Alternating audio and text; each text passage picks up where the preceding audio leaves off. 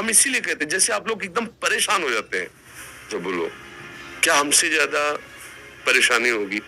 दोनों किडनी खराब, दवाई लाने के लिए पैसे नहीं, पानी रखा है हम उठ के पी नहीं सकते, भीषण शरीर में कष्ट, भीषण बुखार, क्योंकि किडनी फेल, जरा में बुखार, खाने को क्या, रोटी मांग के लाओ। अगर वहां सब्जी मिलती तो लाल मिर्च ऐसी पड़ के मिलती थी कि पा नहीं सकते थे।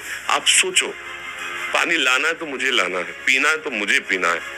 अगर मैं हारता तो कहां पहुंच जाता? देखो, सबसे पहली बात हमारी कमजोरी क्या है, हम परेशान हो जाते हैं। संसार में देखो तो परेशान, परमार्थ की तरफ देखो तो हम परेशान हो, ये हमारा आदत स्वभाव बन गया परेशान होना। थोड़ा सा धैर्यवान बनो, गंभीर बनो। कोई भारी से भारी विपत्ति में परेशानी स्वीकार करके विपत्ति से थोड़ी निकला जाता। सुलझो, ठीक है विपत्ति आई, समस्या आई, इसका समाधान होगा, ऐसा थोड़ी कि हमें नष्ट कर देगी। अगर अभी हमारी बड़ी हानि हो जाती है, हम कल इससे बड़ा लाभ प्राप्त कर सकते हैं। हमको एकदम बिल्कुल गंभीर रहना है, इतने कमजोर नहीं बन जाना।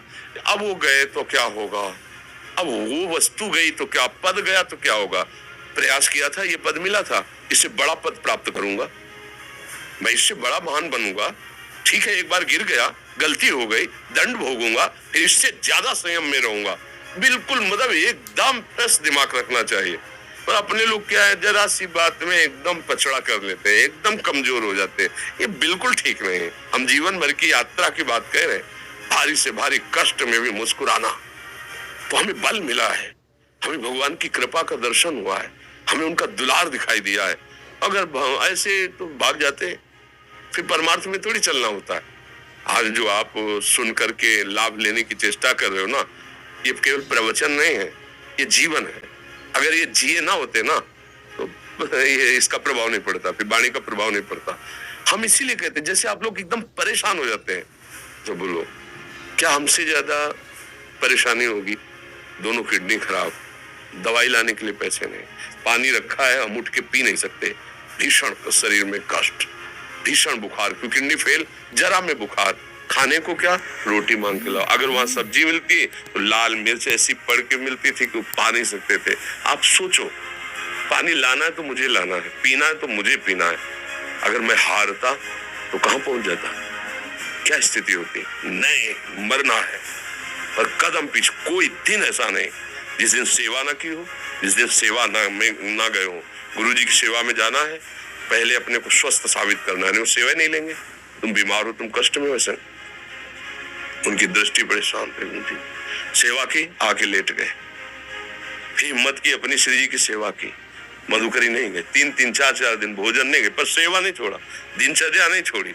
और उसका प्रधान कारण संयम, ब्रह्मचर्य, भगवदाश्रय, नाम जप, कभी हारने नहीं दिया। अभी भी थोड़ी देर बाद डायलिसिस शुरू होगा, हारने, आपको हारे हुए नजर आ रहे हैं। शरीर में पीड़ा है, किडनी फेल है, ऐसा थोड़ा हम स्वस्थ बैठे हैं, पीड़ा है, बार बार प्यास लगती है, थोड़ा थोड़ा पानी मिलता है, हर, लेकिन हम आनंदित हैं, हम प्रसन्न हैं, हम लड़ाई में हारे नहीं हैं, ना हारेंगे, हम जीत चुके हैं, हम अपने मालिक के भरोसे में अपना संपाद। तो वो, ये हम अपनी बड़ाई नहीं बता रहे, हम आपको बता रहे समस्या। सोचो, तुम्हारे पास तो माँ है, भाई है, बहन है, परिवार है, कोई ना कोई तो है ना। मेरा किसी ने कभी जीवन में ध्यान भी नहीं दिया, क्यों? बचपन से बाबा जी बन गए, किसी से प्यार नहीं, किसी से संबंध नहीं, कोई जानकारी नहीं, हम कहाँ हैं, वो कहाँ, किसी से कोई मतलब नहीं। अच्छा, जवान साधु कौन श्रद्धा करे? कभी गांव जाने की हिम्मत नहीं पड़ती कि रोटी मांग ले, पता नहीं लोग क्या सोचेंगे, क्या भावना कर ले। हम दरवाजे पे खड़े हैं, क्या कैसी भाव, तो जो हमारे सामने आकाश वृत्ति से आया यौवन अवस्था में, वही पाया, अन्यथा भूखे रह गए। जब हम हर समय अपने को विवेक के द्वारा सावधान रखे तो हम कभी निराश नहीं हुए, कभी उदास नहीं हुए, कभी ऐसा नहीं लगा कि यार हम दुखी, कभी नहीं लगा। उसी का फल है कि उस सुख का संकेत मिल गया जहां दुख की निशानी भी नहीं, वही उसी के बच्चे हो। हम सब उसी धातु से बने हुए हैं। हम इतना क्यों परेशान हो जाते हैं? हम ये देखते हैं, अपने लोग थोड़ी बात बिगड़ गई, परेशान, नहीं बिगड़ी तो बिगड़ जाने की संभावना में परेशान है।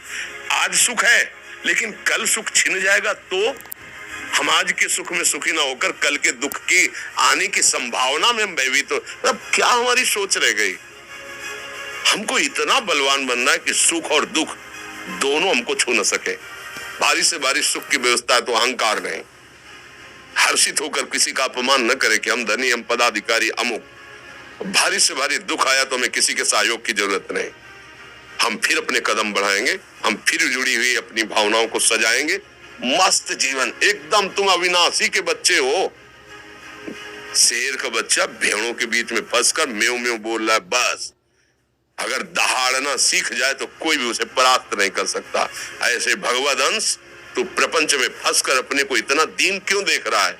तू ऐसा है कि भगवान के दिव्यास्त्र में भी ताकत नहीं तेरे को मार सके।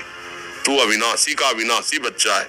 विनाशी भोगों को, विनाशी शरीर को मैं मान के इतना भयभीत, इतना दुख, ठीक नहीं। ये सबके लिए, केवल एक के लिए नहीं। आप समझो, आप लोग सोचते हैं हम गृहस्थ होकर भला ऐसी स्थिति कैसे? जनक जी सुखदेव जी के गुरु हैं और राजा हैं, महल है, रानियां हैं, नौकर है, चाकर।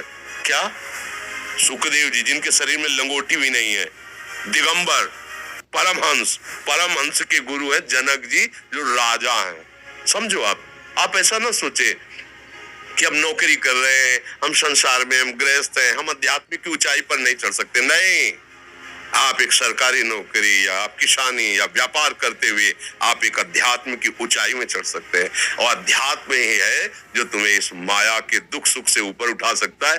दूसरा, चाहे जितनी संपत्ति आ जाए, आप सुखी नहीं हो सकते। सब देख लो, आंख खोल के देख लो। अध्यात्म ही है जो तुम्हें सार कष्ट सहकर मुस्कुराकर जीने का रास्ता बता देगा कि आप आनंदित हो जाओगे। कुछ नहीं बिगड़ा। अध्यात्म है तो कुछ नहीं बिगड़ा, अध्यात्म नहीं है तो कुछ नहीं बना, कुछ हाथ नहीं लगने वाला।